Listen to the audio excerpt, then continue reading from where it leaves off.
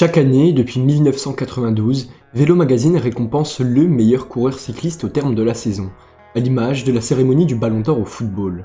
2024 touche à sa fin, l'hiver approche signifiant une pause de la saison sur route.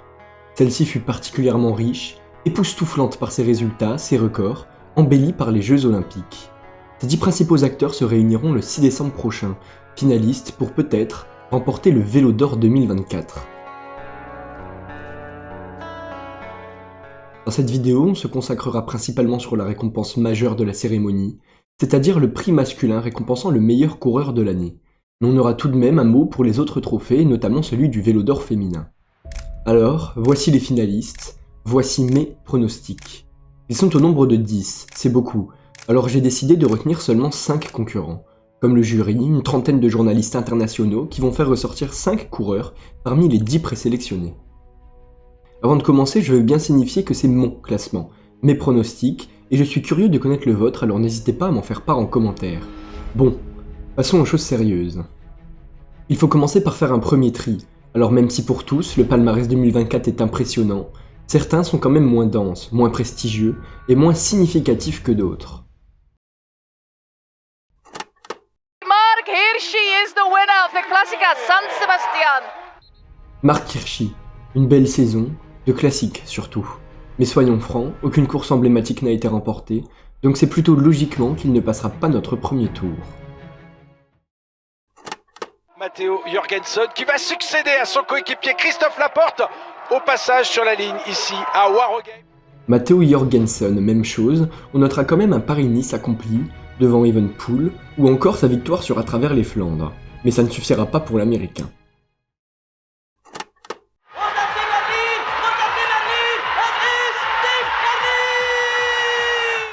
Tim Merlier, notamment champion d'Europe sur route et 3 étapes du Giro d'Italia, sûrement sa saison la plus réussie, mais lui aussi éliminé.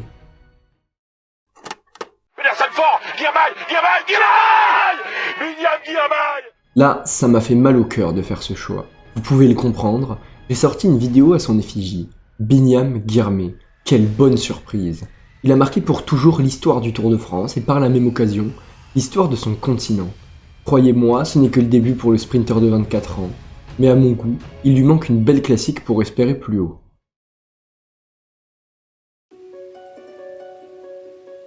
Et maintenant, ça devient difficile, 5 places, 6 hommes, et celui qui échoue à notre première sélection, c'est le Vélo d'Or 2023, Jonas Vingegaard. Attaque de Poggi. L'attaque de Pogačar à 31 km 600 de l'arrivée. Il est parti.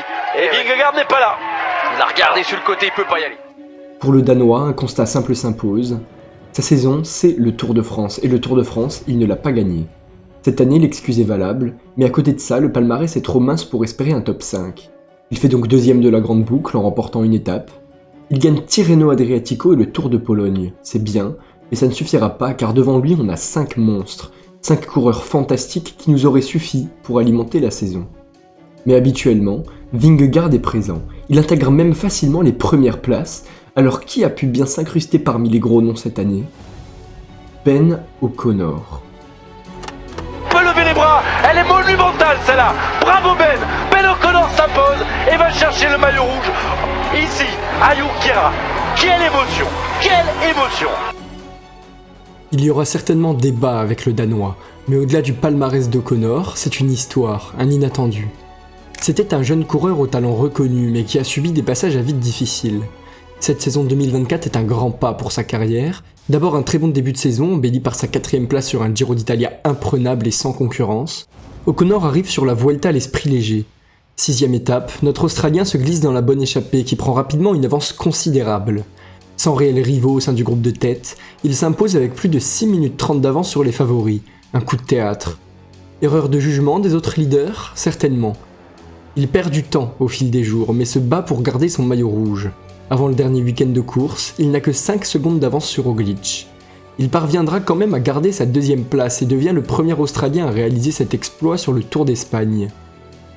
Cerise sur le gâteau, le 29 septembre, il est le meilleur des autres, le coup du kilomètre pour devenir vice-champion du monde.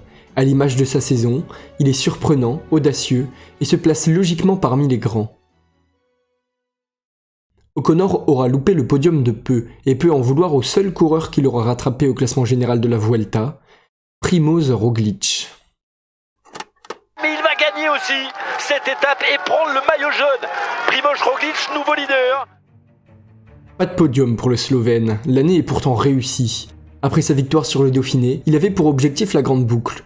Mais après 2 chutes coup sur coup, il abandonne une nouvelle fois ses rêves de maillot jaune. Il se relèvera de cette épreuve, non sans difficulté, et montera pour la 4e fois sur la plus haute marche du podium final de son Grand Tour, égalant le record de Roberto Heras. Il ne nous reste plus beaucoup de concurrents, si vous avez bien fait le compte. Nous sommes arrivés au podium final, et en 3e place, on retrouve celui qui a écrasé ses adversaires sur les classiques de début de saison.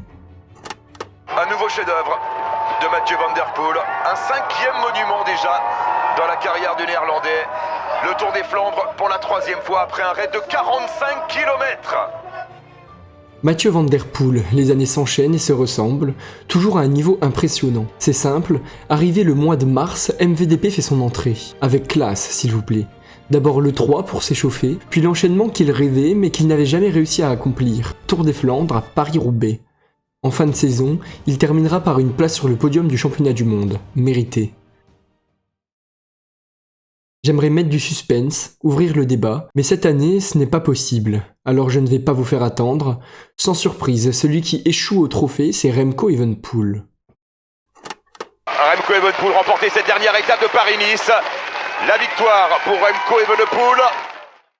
Evenepoel, il est venu pour nous surprendre, et il l'a fait dignement, se battant dans les plus hauts cols du Tour de France, souvent au coude à coude avec Jonas Vingegaard.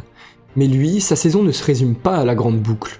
En introduction, j'ai mentionné l'événement sportif de l'année, les Jeux Olympiques à Paris. Mais je n'en ai pas reparlé simplement parce que je n'en ai pas eu l'occasion. D'abord sur le contre-la-montre, la pluie n'empêchera pas le sacre du petit cannibale. Logique. Puis vient la route, un tracé inédit, la butte Montmartre, la foule. Elle ne lui est pas acquise, même s'il a fait le plus dur du travail, un petit Français colle sa roue. Pas pour longtemps. Ça pouvait être lui, le cycliste de l'année, mais sa 2e place au Tour de Lombardie pour clôturer la saison est significative de cette dernière. La classique des feuilles mortes a donné son verdict, il y a Pogačar et il y a le reste.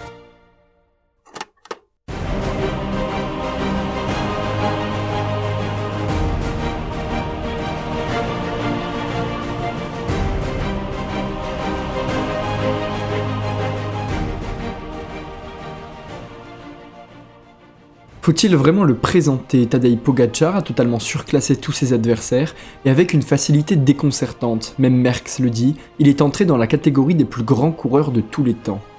Mais faut-il s'en réjouir, voir un homme remporter toutes les courses auxquelles il participe, en partant seul, à plusieurs dizaines de kilomètres de l'arrivée, fait baisser le suspense et remonter les doutes et suspicions sur notre sport dans la tête de beaucoup de spectateurs. Une chose est sûre, Pogačar sera le Vélo d'Or 2024 et son trophée, il ne l'a pas volé. Bon, maintenant que ça c'est fait, passons à la récompense du Vélo d'Or féminin, et on peut dire que c'est beaucoup moins évident que pour les hommes.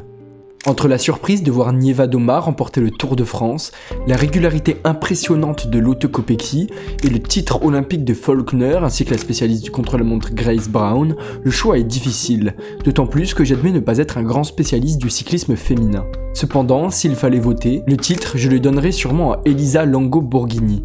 Après avoir remporté le Tour des Flandres, elle a enchaîné avec le Giro d'Italia malgré une adversaire de taille. De plus, l'italienne a empilé les podiums sur les Strade Bianche, Liège-Bastogne-Liège, le championnat du monde et même sur le Tour d'Espagne.